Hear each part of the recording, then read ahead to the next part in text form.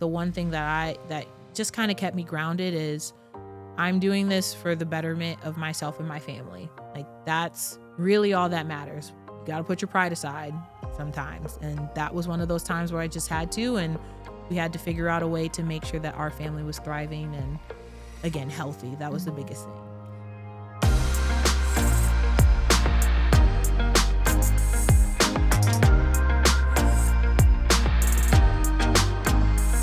Welcome back to Healthier Me. Indigo Connolly, a musician, music instructor, lifelong Saginaw resident, and first-time mother. She joins us right here on this podcast.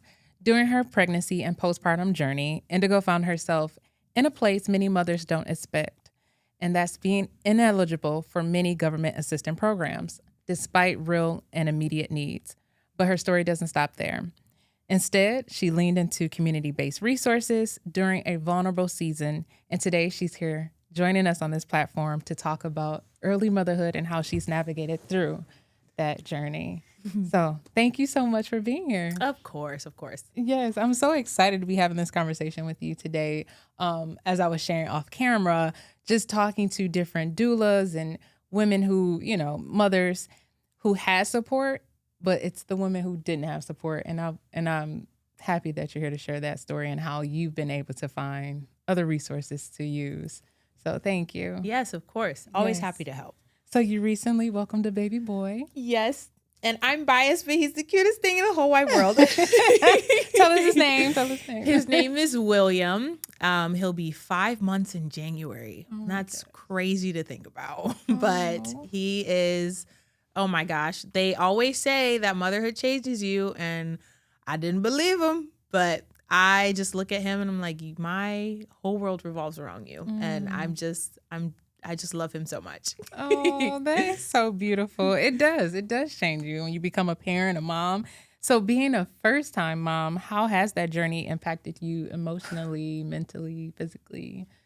It's definitely been different. I won't sit up here and say like I always wanted to be a mother, but I knew that was something that I wanted to have a family. Didn't know how I was going to get there. I just knew I wanted to have a family. And the biggest adjustment was I couldn't just get up and go. Like, I'm always somebody who's moving. I've got things to do. I've got a calendar that's always booked. And being able to, or having to slow down because I have someone that is reliant on me, that was a big shift. And everything else was kind of like I knew what was going on because I'm the oldest of 7. So I knew you had to change the diapers, got to feed them. But being able to not just get up and go, that was the biggest shift for me. Being the oldest of 7, you're like, okay, but they're not my kids. Yeah, that was also a thing. Like, oh yeah, I could change them. And if they were crying, Mom, here you go. Yeah, wow. I knew you came from a bigger family, but I didn't know you were the oldest of the 7. Okay. Yes, there's 8 of us in total. Okay. My dad had a kid before he married my mom, but then there's 7 of us after that. So, oh my gosh. Yes. How was that? Whew. It was, looking back on it, it was a great time. And sometimes in the middle of it, it was a good time. But it was just a lot of personalities in one house. And I look at all my siblings, like some of them are engaged, others are in college. And I think we have one more that is actually in the house with my parents right now, which is insane to think that they only have one child right now. But just being able to reminisce on those days, it was a wild ride, but it's always been a fun ride. There's never a dull moment in our house. So with your son, is he the first grandson or? Yes. Okay. Both first grandson on both sides, and both spoiled. Yes. Well, no, you are right. You're absolutely right. Already spoiled. Yeah. Oh, that is exciting. So what surprised you most about being a mom? That I went through childbirth. I was like, I knew, again, the process or the steps after the baby's here, like I knew a little bit about because I helped my mom with my siblings.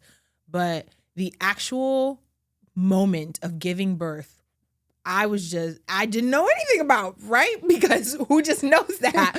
But that was something that was absolutely, it was empowering. It was terrifying. It was just a whole experience. Yeah. And there was one point I was like, I have to do this. This is something that I have to do. But I did it. I survived, thankfully.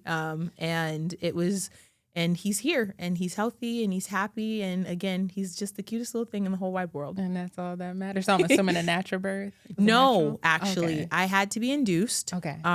Which again was not part of my plan, but I had a great team with me. I ended up having to get the epidural as well, Okay. which again was not part of my plan, but we rolled with the punches. And the NICU team was ready just in case, but he came out and he was happy, and again he was healthy, and there wasn't a need. So again, we were blessed for that, and he's been growing ever since. So how has motherhood, how has it changed you? Or changed the way you see yourself? Right. I've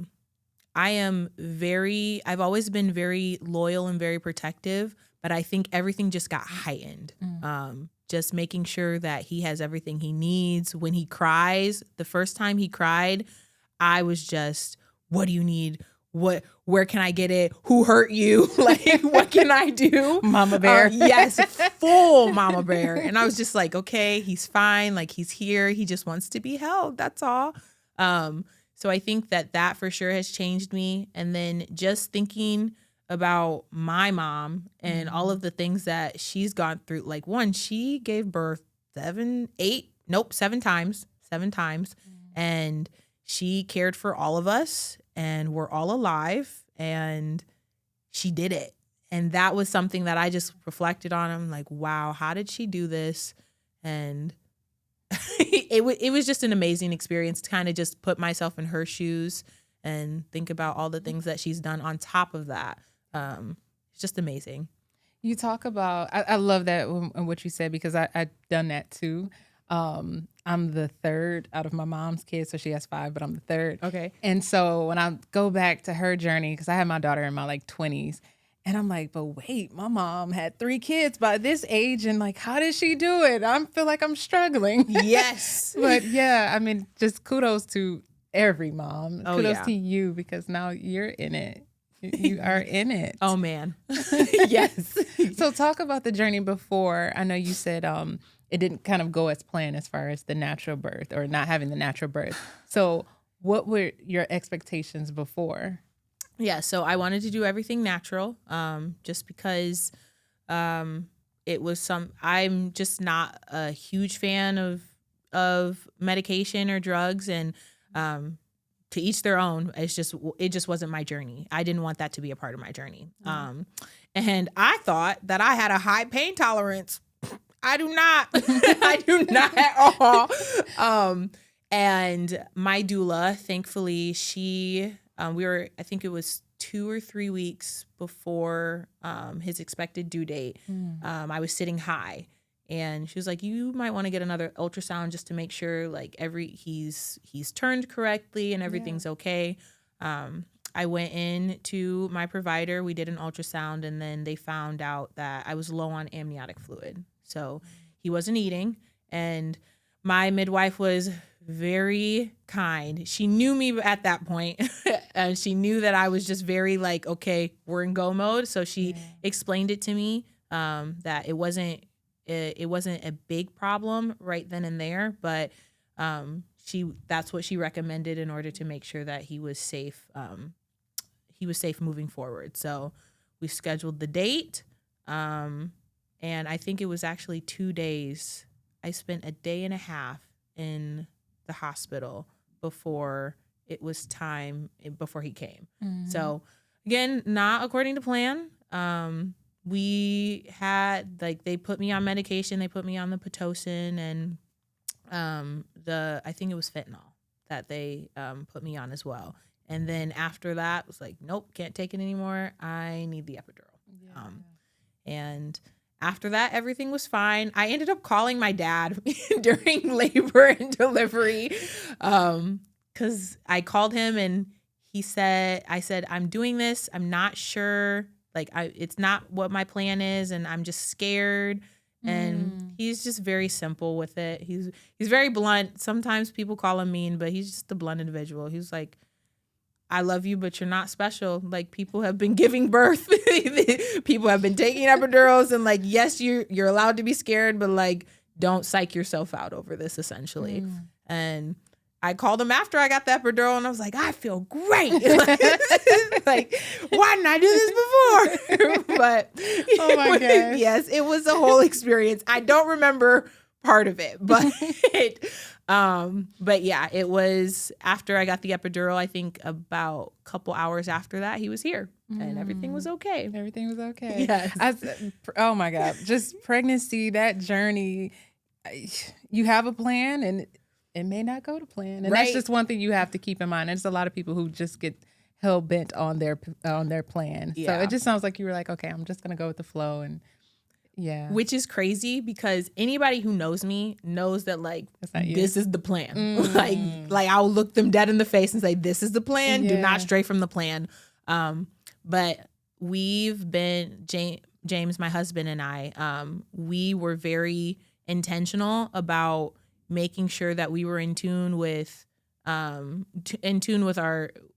religion, and it's in tune spiritually. And we said, hey, things might not go to plan. And so we'll set a plan, but if we have to adjust, we're going to adjust, and we're not going to be stressed that we had to adjust, because the goal is to make sure that our child is happy and healthy. So whatever we have to do to adjust that plan to make sure that he's here, that's what we'll do. And we'll move, and we'll roll with the punches, and we'll move forward with it. Well, that's good. I know you brought up a doula. So how did that come about? Did you already know about what doulas were? Because I feel like it's kind of this, I don't want to say a buzzword, but I think that is something new to our community. So were you already familiar with the doula and that process? So I knew about the word doula. I didn't necessarily know what they assisted with. And I've seen them on TV. But my doula, she was a godsend. I needed some extra help just because my husband was pulling 14-hour days, and I was just home alone. And again, I had some other resources, but I just wanted that extra support. And she was moving from New York back to Michigan, and she needed some extra certification. So we were lucky in the fact that she needed to experience a mother in her third trimester, and she was willing to offer those services to us. So we were really blessed with that, and she has been great. I'm glad that I had her, because she was able to, check to see that I was sitting high and have that process go through. But she was helpful in helping us understand this is what we need to prep for.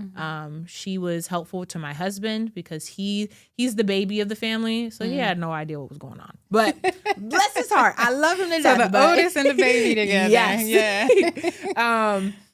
But just giving him information and tools to help me through the process, and he was the greatest coach throughout the whole process, and I give some credit to her for that, because she definitely sat with him and said, hey, this is what she's going to go through.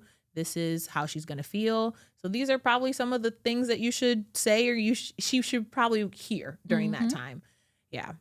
Wow, that's pretty cool. Yeah. So I think that's really awesome that you were able to connect with her. So was this like a social media thing? Did you just did you already know her? How did that work? So I found her on social media. Okay. And I did some investigating, because, gotta be said. Yeah. But I reached out to her, and we had an initial meeting. And I had my husband sit in on the meeting, because I just wanted him to be a part of the process. And I tried to give like oh yeah, this was a great meeting. We'll tell you if we want to use your services or not, just to give us some time to talk about it. James was immediately like, you're great. I really liked you. and because she just had that welcoming vibe or spirit. Like, she came in, and she just offered, she's like, you look great. How have you been? And she just asked about us, and it was just really nice. And it didn't really feel like we were interviewing or meeting for the first time. It felt like she was family. Oh, that's good. Yeah, she's really great. Yeah, that's awesome, because you never know what you're going to get, right? Right. So I think when I was talking to some doulas before on a different series, it's like, okay, how do they know how to choose you? Like, I think there has to be some sort of connection, but it seems like it happened right away for you both. Oh yeah. Yeah. Mm-hmm. That's Most pretty definitely. good. And it's very hard. My husband is not a people person. I love him to death. And he'll tell you this. So I'm not airing out dirty laundry, but he's just, it takes him a minute to connect with people sometimes. Like he'd rather just be by himself. That's just who he is. But the minute she walked in, he was talking. It's like, who is this man? Oh, but, she had a good presence. Oh, yeah. Shout her out. No, I'm just kidding. Yes. No, Sabrina Williams. Thank you so much. I love you so much. Yes, got to put her out there so she gets some more clients and stuff. So that's awesome. Mm-hmm. Yeah, nice. So, okay, so talk about the other side of motherhood, right? This journey that you had to navigate as far as the threshold of government assistance. Yeah. Now, what was that like being rejected? It was hard. We had decided that I was going to stay home during this pregnancy. Okay. And that was tough for me because the entire pregnancy? Yeah. Once, because I found out, I think a little bit into my first trimester and I had held on to the secret a little bit just because I wanted it to be personal to me. And then I surprised him at Christmas. Oh, okay. Yes. So you already knew, and then okay. Yes. It wasn't the both of you guys knew and then told family. No. Okay. But yeah, I shared it with him at Christmas, and then we had a conversation from there, and we decided that it was time for me to take a step back and just be intentional with building our family. That was hard because I've always been a working girl, always been independent. Like my money is mine, all of that. So having to rely on that. And then also the financial piece of it. Like we just lost an income. What are we going to do? I had the Saginaw Health Department has a program for first-time moms. It's called the Nurse Family Partnership. And they have a nurse that comes and visits with you either biweekly or weekly, whatever your choice is. And they provide resources and they give you tools. And so she offered government assistance. We went and we were declined. And they were trying to give us ways to finagle the system, or because my husband's paycheck kind of fluctuates sometimes. And so they said, okay, come back next month, come back this month. And it just wasn't working out for us. So at one point we had decided, okay, this isn't working. What are we going to do? Yeah. And so how many months were you at that point when you found out? I think I was just on the tail end of my first trimester. Okay. So, was starting to show, things were finance wise, like we were okay, but we were looking ahead and it's like, okay, we have to find something. So my nurse, she recommended this organization called Life Clinic. And what that organization is you sign up and they just ask for your driver's license or your state ID if you don't have a driver's license. And you can take classes with them. And these classes are like 10-minute videos, 5-minute videos. There's some longer ones. And you come in once a month. That's the expectation. You can either come in once a month. They do have a virtual option as well. I just need to be around people, so I came in once a month. And you watch a video with them, but with every video that you watch, they have a point system, and they have a blessings boutique, and it's filled with clothes, sleep, pack and plays. Accessories, diapers, wipes, anything that you could need for a child. And with that point system, you can go shop. And they have locations in Saginaw. They also have locations in Midland and Bay City. And you don't have to pay for a thing. Wow. And so all you had to do was watch a video. Get a point. And then you're able to go to the store. And they have, like, if you refer somebody, you get points. If you have a support person come in, you get points.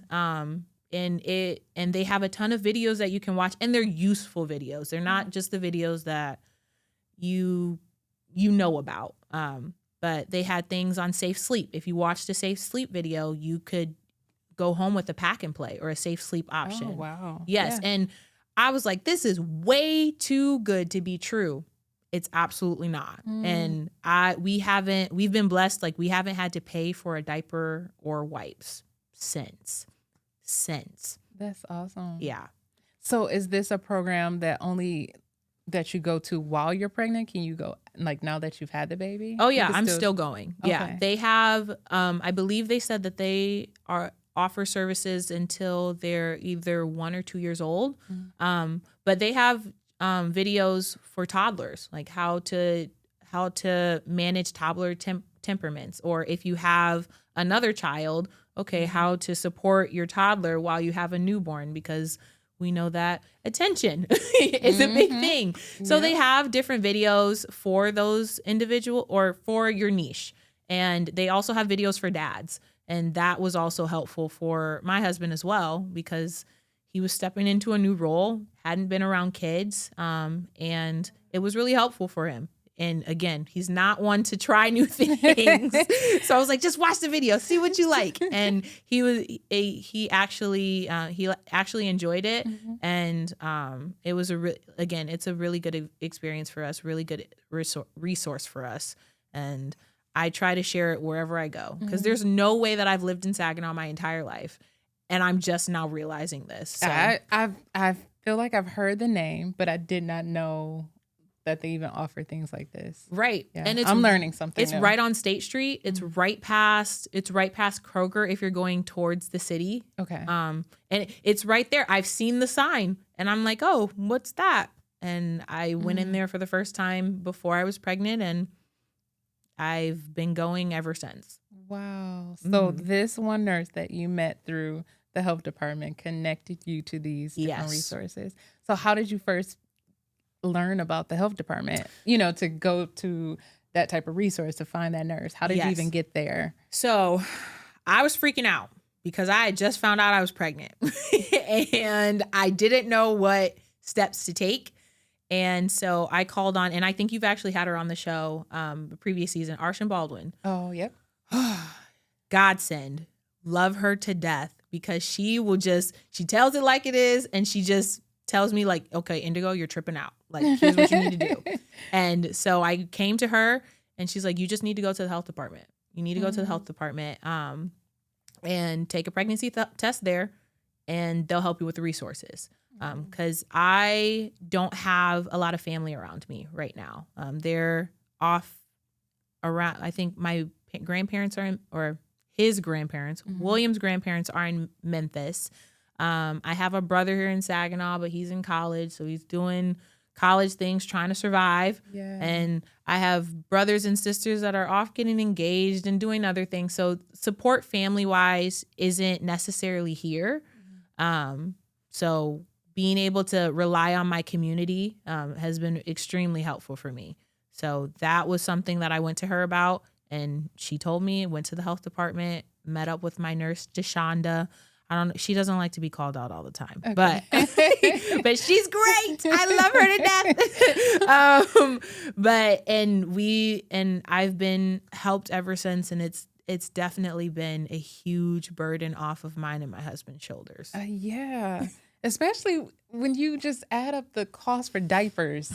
And I don't know if you're breastfeeding or bottle feeding. You know what I mean? Breastfeeding. The formula, like that stuff is very costly. Yes, I was cruising through before we even had to deal with that. Like, I was looking first trimester. I went through Kroger one day and I looked at a formula can. And I think it was at $45, and that can was not even big. No, we have to figure out some way to supplement costs or something, because we're not gonna make it. So I knew from the first trimester, like, we have to find something to shake. This episode is brought to you by Great Lakes Bay Health Centers, where everyone deserves access to quality health care, and no one is turned away based on ability to pay. Learn more at greatlakesbayhealthcenters.org. But I love that you just kind of went out there and you started to ask. You didn't retreat and say, okay, I'm just going to do this alone. You went and found community in extra community. So I think that's pretty awesome. And it speaks volumes to who you are. Well, thank you. Yeah. I appreciate that. It was very hard because nobody ever wants to share about their financial situation. Money is always a tough topic or a taboo topic. Even now, sometimes it's hard for me to want to share that information, but I just know that people are going to benefit from it. So if I have to be a little bit uncomfortable to make sure that people are welcome or people have the access that they need, okay, that's what I got to do then. And you're helping someone as they're listening to this or watching this episode right now. I mean, I heard Saginaw County Health Department, right? Mm-hmm. Nursing program within that health department. Yes. Which led you to Life Clinic. Yep. And were there any other resources that you used? Honestly, no. Okay. As of right now, as far as development and things to help William kind of make sure that he's on the right track, I take him to story times with the Saginaw Public Library. Sometimes those are tough for working moms because they do happen throughout the day. But my nurse at the Saginaw Health Department, she does a very good job of sending me resources. Yeah. I wanted to work on William's tummy time because I didn't think he was getting enough. It was probably me panicking just a little bit. But she sent me resources. She'll send me documents. She'll send me emails. She'll say, hey, this is a really nice podcast. Take a look at it. And maybe this is the rapport that we have. There's really no expectation to respond back. I'm terrible at responding back. Awful with it. But she just sends resources and I'll look at them, and there's some that help and some that like, okay, maybe we can't use this for him right now. But again, she's been on it. She's been on it. So they've been the only resources that I've needed because they've been so helpful. That is so cool. So going back to when you were looking for government assistance, what exactly were you looking for with that particular type of assistance? Yeah. What were you expecting or hoping for? So at first I didn't know because those type of programs, I didn't know what I was looking for, if that makes sense. So as I was diving more into it, I realized kind of the benefits that came with it. The biggest thing was groceries because we have to eat. I have to eat. So make sure that William was fed and healthy. So that was our biggest thing. Like we needed a way to supplement grocery costs.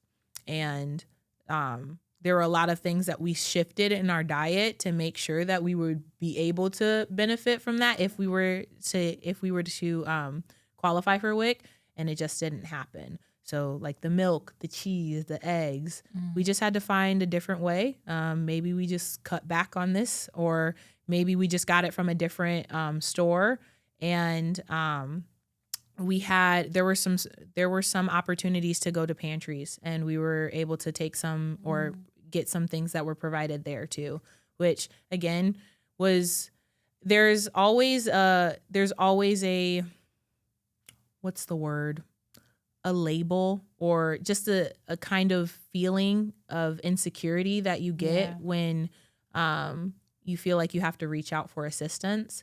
And I'm not going to say that I wasn't privy to that. Like there were some times where I did feel a little antsy about, okay, I have to go ask somebody for food, or I have to go to this pantry to get something. But the one thing that just kind of kept me grounded is I'm doing this for the betterment of myself and my family. Like that's really all that matters. You got to put your pride aside sometimes. And that was one of those times where I just had to, and we had to figure out a way to make sure that our family was thriving and again, healthy. That was the biggest thing. I think what I'm like, as you're talking, I'm thinking about how we love to help people. And I'm sure that's in you where you're just like, oh, I want to give, I want to help. But then it's like, why do I feel ashamed when I'm asking for help now? Why is it a shameful feeling on the other side of that? But I am so willing to do this. Exactly. And it was, once I started asking, it was crazy for me to think that, because so many people have offered to help us. Like, my brother came and he was like, oh yeah, I can just walk your dog because or dogs, plural. We have two, but can't forget the one. But there were just times where people from my church, they said, hey, we thought of you and we just wanted to check and see if everything was okay. For the first month, our church community, they brought meals to our house. Oh, that's beautiful. Just didn't ask for it. They said, hey, we know that you're going to need this. We didn't have to make a dinner. And it was just, again, a burden lifted off our shoulders. And I just had to get comfortable with asking, because there are people who are willing to help. You just have to ask. Just have to ask. Wow. So given the support that you've had, how has it impacted your life today? Now that you've gotten the support, what do you plan to do now? I mean, I know you're on this podcast and you're sharing. Like, is there something bigger that's going to come from this? I feel like something's else. I feel something's cooking up, and it's been prompted. So sorry, segue, or sidebar. July, again, we didn't have a lot of money, and I always do it big for my birthday month. But I couldn't do anything because we had to save our coins. But so I did this Saginaw ice cream tour, and it was just something small. We went to different ice cream places. I tried ice cream and it was great. And I just put it on social media. And to this day, I have people come up to me and like, you did that tour. It was so great. It's like, I wasn't even trying to be big. I was just trying to have fun and just eat some ice cream. That was really my thing. But I would love to do a segment or something that shows the amount of resources that Saginaw has, especially for mothers. And I don't know what that looks like, because I want to do it justice, and I want to make sure that I am giving the weight of the opportunities that each program, especially the ones that I've used and the ones that I probably missed, because again, there's probably a ton out there that I've missed. Oh, and as you were talking, I'm like, does she even know about centering? Like, have you heard about that program? Yes. Okay. I was a part of centering with Great Lakes Bay Health Centers. Okay. It was the best opportunity that I could have had. One, it got me out of the house. Praise. And our centering group, they just felt like a family. Our midwife, she was really helpful with with explaining things that we just weren't aware of. And she brought people in to kind of talk to us about, hey, this is what you should do. She brought in, I believe, a lactate consultant, which was helpful because she said that those were things that you could get on WIC, but we didn't have WIC. So being able to have her come in and kind of talk to me and walk through some of those things, I was able to get my questions answered and be able to, breastfeed William. So that was nice. Yeah. So yes, centering, go, go, go. Okay, so now we learned about another one that you use. Yes, sorry. So give us all of the programs and nonprofits that you use in your journey. Centering pregnancy with Great Lakes Bay Health Centers, Life Clinic in Midland, Bay City, and Saginaw, and the Saginaw County Health Department. And I feel like I'm missing one. My doula, she, I believe her services are called Needing My Touch. And please, if I'm wrong about that, Sabrina, forgive me. But, we can put them in the little caption box on YouTube. But I believe those were all the resources that we used. And then currently we're using the Saginaw Public Library because it's a free resource, and I love my libraries. I love my libraries. That's good. I think, so if I'm not mistaken, I think Be Well Saginaw, if you go to their website, they do have like a resource page now. Okay. And it's supposed to list out like all the things that people could need. So I think some of the programs you said are now listed on there. So make sure you guys go to the website because, I'm just kind of talking right now. But just make sure you go to the website. And I think some of these resources are there. And it, like you said, it can be very tough to ask for help and to reach out to people. But I'm so happy that you're here sharing this because there's going to be a mom that's listening or watching and who did not know about these programs. Oh, and my gosh. I think they're going to use them now. So now that you are out of the pregnancy and baby's here, what has the postpartum journey look like for you? Ooh. Are you still at home at this point? Okay. So I have a music studio, and I had students before, and I took a little leave of absence to kind of just get myself adjusted. But yes, I run a voice and piano music studio out of my home, and my students are so great. They are really patient, with me juggling William, because sometimes he just wants to be with the people. Sometimes that's just what he wants. So they've been really patient, but yes, I'm home. And there are some things that I've done with Midland Center for the Arts. I taught a couple of their theater classes, which was really fun. And there's a couple other things that are in the works that I just want to keep close to the vest right now. All right. No problem there. So right now, as far as just as a mom, as a wife, what are you doing for yourself? Yes. So the first thing that I did after I was cleared from the hospital and I took a couple of days is I went to go book a massage. And because one, my body just went through an experience and I just needed some me time, and I needed to test how my hormones and how my mental experience was going to be with being away from my child, because I do have extreme or severe high functioning anxiety. I was diagnosed with that before, so I knew that I was a higher risk for postpartum depression or postpartum anxiety. Oh, wow. Yeah. So I wanted to be very proactive about it. We had multiple conversations with my husband, with my midwife, with my doula. So we had a plan on some of the things that some of the steps that I was going to take, and without medication, just because that was something that I just didn't want that to be a part of my journey. Not to say that it's a bad thing. If you want it, go for it. If that's something that will help you, feel free. I just didn't want that to be a part of my journey. And so booking a massage was part of that. And it turned out very well. So we took the next step. I went to go get my hair done. And that's a longer experience. Yeah. That was a longer process. And it was just taking those baby steps and being very mindful and vocal about how I was feeling. A lot of times you, as a mom, people will say, oh, that's a cute baby. You should be so proud. I know you're just happy right now. And sometimes you're not happy. Sometimes you're tired. Sometimes you're exhausted. Sometimes you're feeling like you're not doing anything right. And sometimes you feel like you want to escape. Yeah. And that's the reality of it. And sometimes you feel guilty for feeling that way because you're a mom. And I think that was something that I just had to be vocal about.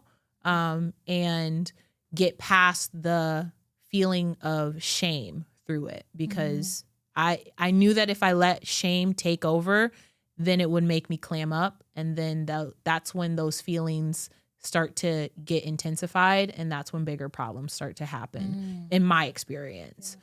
So, and my husband, again, did a very good job of just checking in, and bless his heart, because coming home from 14-hour days and dealing with a wife that has been pent up with your child the whole day, who wants to talk to people all the time, that had to have been a challenge for him. But we talked about some of the things that I needed before William came. So he knew some of the things that he needed to check on, and some of the tells that he needed to be aware of. And we had a select few people in our church that we had shared, like, hey, this is what we need. So again, that asking piece, we had to ask. And I'm still going through it. There's some times where I just feel like I didn't do a very good job momming today. But there's some times where I feel like I mommed so well. Like I vacuumed, I napped, like he's napping. I did this, I did that. So there's some really great days. There's some days that I struggle. But again, I'm just taking all of that in, and like, that's part of the journey. That's part of the journey. We're learning through it and just trying to experience all of that. Yes. Mm-hmm. It sounds almost like it's healing though. And I don't know about the medication. It sounds like you didn't want to do that. Yeah. But are you doing it now? No. Are you still not on? Okay. We're still not on medication. I do have therapeutic services. So I do talk to somebody just to make sure that I'm not just in my head, I got this. I never want to, I don't want to pretend like I know all the answers. I don't know all the answers. So I always want to outsource. But again, talking to somebody who is aware, going to support groups. There's a breast milk. Oh my gosh, there's another resource. I'm so we gotta make a list here. Oh my gosh. There is an online breast milk community. And I think I saw that ad at the Saginaw Public Library. They have like the board and they had a picture of it. So I just snapped a picture and I went. And it was an awesome experience. I didn't talk because sometimes I just like to listen, but being able to be surrounded by some people who are kind of in the same boat as me is kind of nice. So just being surrounded by community, that is very therapeutic to me. But also I do still have my therapist. Yeah. But it's not, I don't know. I'm just like, it seems like everything that you're doing is like healing this void, this thing in you. I don't know. This is what I'm picking up on, but it just sounds like it's healing as you are finding more of your voice and you're putting it out, even though you're a singer, right? You're a whole singer and you get on stages, but there's still that anxiety factor that was playing a part of your life. But it sounds like you're kind of healing it as you're opening up in this new way. Yeah. So it's just pretty cool how motherhood has kind of... I didn't even think about it that way. But yeah, I guess. I think the biggest thing for me was making sure that I was intentional with what I was doing. It didn't have to be big. It didn't have to be grand, but I did want it to be intentional. Like why am I feeling this way? When William, like I think the first month and a half, I would have moments where I was just terrified that something was going to happen. Where it got to the point where I would only wear shoes that I could tie up because I wanted to make sure that I didn't trip and fall while I was holding him. And I would have these moments and it would just, it would stop me. Like I would just be so terrified to move. And at first when I was having those, I did not want to share because I was like, they're going to think I'm crazy. It was just going to be a bad experience. Like all of those things, all of that anxiety, the wanting to clam up, the shame, it was there, but I had to share it with my husband. First person I shared it with, and he, and we talked through it, and I talked to my doula about it. I talked to my midwife about it. I talked to my nurse about it, just being very transparent about this is how I'm feeling. And then being able to talk through the idea of, hey, yes, bad things are going to happen. Doesn't mean that they're happening right now. Doesn't mean that we have to stop our life around it. And I still have those moments. So not all the way healed, but just it helps me, again, talking through it helps me get through the day. Yeah. Wow. This is so amazing. I am just so happy that you've been able to share your story. And so we got to go through the list, at least from what I can remember, right? So yes. Life Clinic, correct? Yes. Saginaw County Health Department. You had a nurse there at the Saginaw County Health Department. Yep. Your doula, Sabrina. Yes. Okay. And then it was an online breast community. Yes. Breastfeeding community. And then centering. Yes. Okay. Anything else so that they know? I'm trying to think. I think that is it.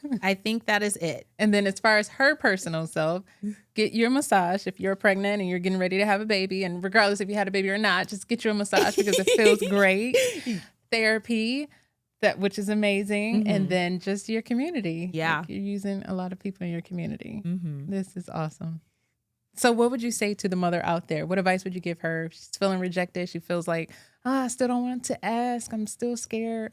What would you say to her? I would say what my dad always told me when I was scared of something. He would always tell me it's okay to be afraid until being afraid stops you from doing what you need to do. And I know that again, my dad is a very blunt man, but those words have stuck with me to this day. A lot of the things that I do it scared because I know that it needs to be done and I know what happens if I don't do it. And the biggest part is asking. You have to ask. There are gonna be people out there who are gonna love to support you and want to help you. So if the scared thing that you do is ask, that's gonna be the biggest thing that you can do for yourself and your child. So that's what I would do. And good luck, you got this. Thank you so much, Indigo. This is so beautiful. Thank you for being on here. Of course, anytime. Thank you.